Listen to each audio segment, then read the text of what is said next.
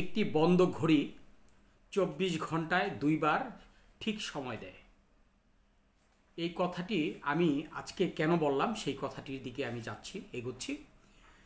২০১৭ সালের ২৫শে আগস্ট যখন মায়ানমারের সেনাবাহিনী দ্বারা এই রোহিঙ্গা শরণার্থীরা বিভিন্নভাবে খুন হচ্ছিল, তাদেরকে পুড়িয়ে দেওয়া হচ্ছিল তাদের বাড়িঘর, তাদেরকে নানা অত্যাচারে অতিষ্ঠ করছিল, ঠিক সেই মুহূর্তে তারা এই নাফ নদী দিয়ে আমাদের বাংলাদেশে প্রবেশ করার চেষ্টা করে। তাদের একমাত্র কারণ ছিল, তাদের ভরসা একমাত্র বাংলাদেশ ছিল।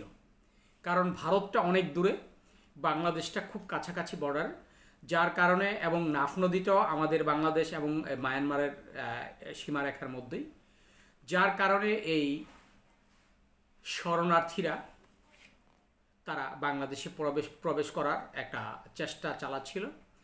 আরেকটি কারণ অবশ্য আমি বলতে পারিনি, সেই কারণটি হচ্ছে তারা জাতে মুসলমান, যার কারণে এই দেশে একজন মুসলিম হিসাবে একটি মুসলিম রাষ্ট্রে প্রবেশ করাটা আমি মনে করছি এটা একদিকে যেমন ধর্মীয়ভাবে এই আপনার প্রয়োজন আছে, অর্থাৎ ধর্মীয়ভাবে স্বীকৃতি আছে যে আপনার মুসলমান একজন ভাই যদি বিপদে পড়ে তখন তাকে আশ্রয় দেওয়া। কিন্তু আমি আজকে যেই কথাটা বলবো সেই কথাটা হলো, সাবেক প্রধানমন্ত্রী শেখ হাসিনা, তার যেমন দোষ রয়েছে আবার কিছু কিছু মুহূর্তে তার গুণও রয়েছে। আপনারা জানেন যে শেখ হাসিনা কিন্তু শুধু নোবেল জয়ের জন্যই, শান্তিতে কিংবা বিভিন্ন কারণে নোবেল জয়ের জন্যই কিন্তু শুধুমাত্র এই রোহিঙ্গাদের তিনি এই বাংলাদেশে প্রবেশ করতে দেননি। তার যথেষ্ট কারণ ছিল। তিনি যদিও এই মুহূর্তে তার বিরুদ্ধে কিংবা পক্ষে আলোচনা করাটা আমি কোনোটাই প্রয়োজন মনে করছি না, তারপরেও এই কথার প্রসঙ্গে বলতে হয়, তিনি যদি ফ্যাসিস্ট ছিলেন, তার বিভিন্ন কর্মকাণ্ডে প্রকাশ পেয়েছে, কিন্তু একদিকে কিন্তু তার যে মন মানসিকতা, যে মানুষের প্রতি মানবতা, সেই মানবতার দৃষ্টিকোণ থেকে তিনি কিন্তু চেয়েছিলেন যে এই রোহিঙ্গারা এই বাংলাদেশে আসবে এবং তাদেরকে ধীরে ধীরে আবার ওই দেশে যখন শান্ত হয়ে পড়বে দেশ, তখন তাদেরকে আবার ওই দেশে পাঠানো হবে। কিন্তু দুঃখের বিষয়, এই রোহিঙ্গা প্রত্যাবর্তনটা হয়নি। যখন ১৭ সালে ২৫শে আগস্ট ওরা ধীরে ধীরে আমাদের বাংলাদেশে আসতে থাকে, তখন খুব স্বল্প আকারে এই মানুষগুলো আসতে থাকে, কিন্তু সেই ঢেউটা ওঠে ২০১৮ সালের জানুয়ারি ফেব্রুয়ারির দিকে।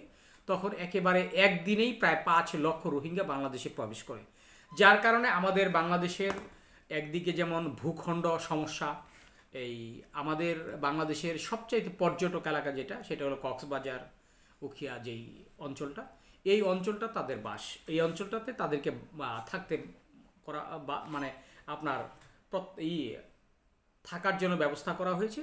একদিকে এই রোহিঙ্গারা যেমন আমাদের বনভূমিকে নষ্ট করছে, ভূখণ্ডকে নষ্ট করছে, অন্য দিক দিয়ে আমাদের যে জাতীয়তা, যে আমরা বাংলাদেশি, এই কখনো কখনো তাদের মধ্যে অনেক এই ব্যক্তি আছে যারা এই বিভিন্ন অপকর্মের সাথে জড়িত, যেমন ইয়াবা চালান, চোরাচালান, এবং এমনকি তারা এদেশের পাসপোর্ট করে তারা বিভিন্ন দেশে পাড়ি জমাচ্ছে। এই বিষয়টা শেখ হাসিনা সেটাকে দমাতে পারেনি, যার কারণে এই মুহূর্তে শেখ হাসিনার পক্ষে বিপক্ষে অনেক আলোচনায় হচ্ছে যে কেন পারেনি। আসলে একটি দেশে ১০ লক্ষ লোক যখন প্রবেশ করে, ১০ লক্ষ লোককে কন্ট্রোল করাটা দেশের সেনাবাহিনী হোক, আইন শৃঙ্খলা বাহিনী হোক, এটা কন্ট্রোল করা একেবারেই মোটেই সম্ভব হয় না। কারণ এই ১০ লক্ষর মধ্যে এখন এই মুহূর্তে প্রায় ১ থেকে ১.৫ লক্ষ লোক বেড়েছে। কারণ এই রোহিঙ্গারা এমন একটি জাতি, যেই জাতিরা আপনার প্রতি বছরই তাদের সন্তানের প্রয়োজন হয়, যদিও তারা খেতে পারছে না, তারপরেও তাদের প্রতি বছর একটি সন্তান প্রয়োজন। আর বিভিন্ন কারণে আমরা এই বিষয়টা আলোচনা নাই করি, এই মানবা এই বিষয়টা। এই মুহূর্তে তারা বাংলাদেশের প্রত্যেকটা পণ্যই তাদের জন্য এই মুহূর্তে বাজার দর খুব চড়া যাচ্ছে। এই সমস্যা সংকুলনে শেখ হাসিনা অনেকবার তাদের সাথে, মায়ানমারের সাথে অনেক আলোচনা করেছেন, পররাষ্ট্রনীতিতে আলোচনা করা হয়েছে, তারপরেও কিন্তু পারেনি। কিন্তু আমাদের সামনে এই বর্তমান অন্তর্বর্তীকালীন সরকারের প্রধান ডক্টর মোহাম্মদ ইউনূস এই মুহূর্তে তিনি থাইল্যান্ডের একটি সম্মেলনে গিয়েছেন। সেখানে গিয়ে এই মায়ানমারের যারা উপরস্থ কর্মকর্তা আছে, এবং গত গত সপ্তাহে আপনারা হয়তো দেখেছেন যে জাতিসংঘের মহাসচিব বাংলাদেশে এসেছিল এই রমজান মাসে। এই অন্তর্বর্তীকালীন সরকারের প্রধান উপদেষ্টা ডক্টর মোহাম্মদ ইউনূস, তার যে বুদ্ধিমত্তা রয়েছে, তার যে কৌশল রয়েছে রাজনৈতিক এবং যে পররাষ্ট্রনীতি রয়েছে, এই সব কিছু মিলে আমরা এই একটি জিনিস খেয়াল করেছি, তিনি ইচ্ছা করলে ঢাকার শেরাটন সোনারগাঁ হোটেলে তিনি ইফতার করতে পারতেন, কিন্তু এই জাতিসংঘের মহাসচিবকে নিয়ে তিনি সোজা চলে গেছেন চট্টগ্রামে, সেখানে যে এই রোহিঙ্গাদের সাথে ইফতার করেছেন। অর্থাৎ তিনি এই কথাটা বোঝাতে চাইলেন এই মুহূর্তে আমরা খুব সমস্যায় রয়েছি এই এই রোহিঙ্গাদের নিয়ে। একদিকে যেমন তারা সমস্যা রয়েছে, অন্যদিকে আমরাও সমস্যা রয়েছে। তারা সমস্যা রয়েছে এভাবে, তাদের যে নিজস্ব ভূখণ্ড থেকে তারা প্রায় হাজার হাজার শত শত মাইল দূরে বসবাস করছে, তাদেরকে এই পর্যাপ্ত পরিমাণে খাওয়া পাচ্ছে না। আন্তর্জাতিকভাবে যেসব আপনার খাদ্যপণ্যগুলো সরবরাহ করার কথা ছিল, যেই সব খাদ্যপণ্য বিভিন্ন দেশ থেকে আসার কথা ছিল, এই মুহূর্তে তাদের খাদ্যপণ্যগুলো কমে গেছে। কমে যাওয়ার ফলে তাদের শিশু সন্তানদেরকে নিয়ে, তাদের ছেলে মেয়েদেরকে নিয়ে চলাফেরাটা কষ্ট হচ্ছে। একদিকে যেমন খাওয়া আপনার নিত্যপণ্যের কষ্ট হচ্ছে, অন্যদিকে তাদের এই ব্যবহার্য অনেক কিছুতেই এই মুহূর্তে তাদের সমস্যা। কারণ একটি দেশের ভূখণ্ড ছেড়ে, নিজস্ব ভূখণ্ড ছেড়ে অন্য দেশে আপনার আশ্রয় নেওয়া, সেখানে রাষ্ট্রীয়ভাবে একটি নির্ধারিত গণ্ডির মধ্যে তাদেরকে থাকতে হয়, নির্ধারিত একটি বেড়াজালে তাদেরকে জড়িয়ে থাকতে হয় বিভিন্ন কারণে।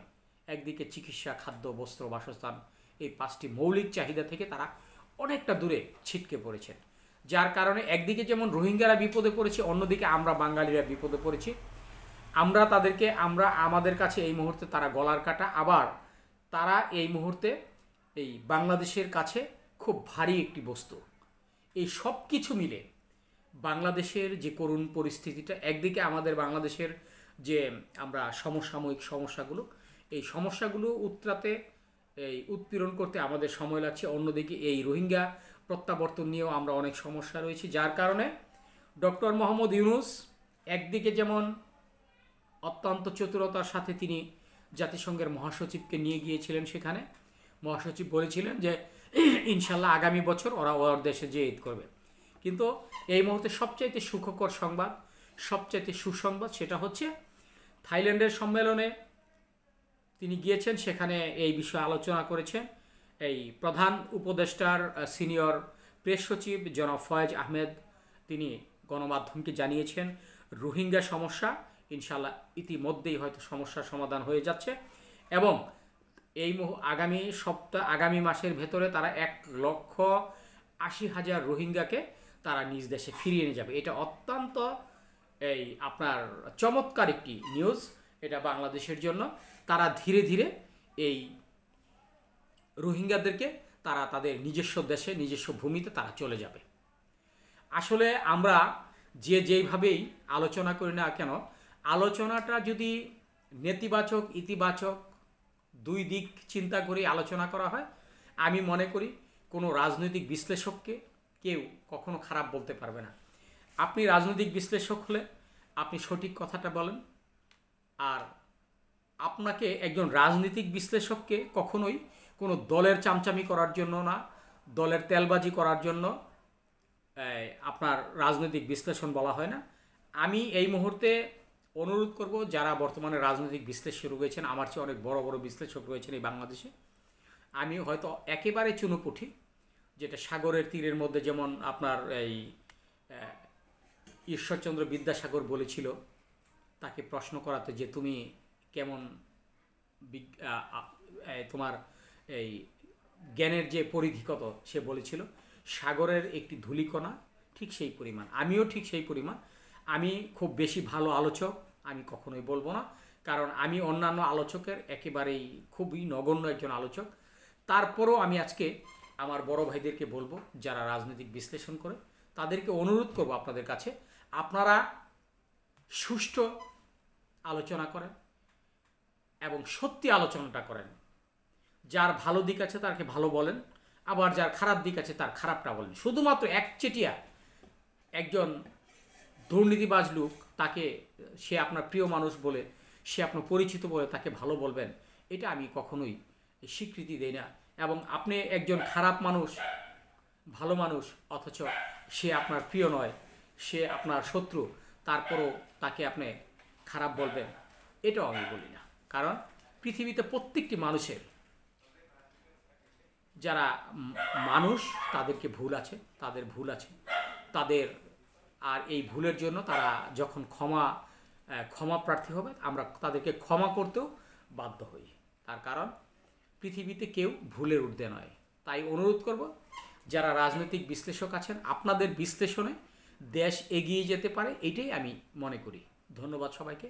ভালো থাকবেন, সুস্থ থাকবেন, নিরাপদ থাকবেন।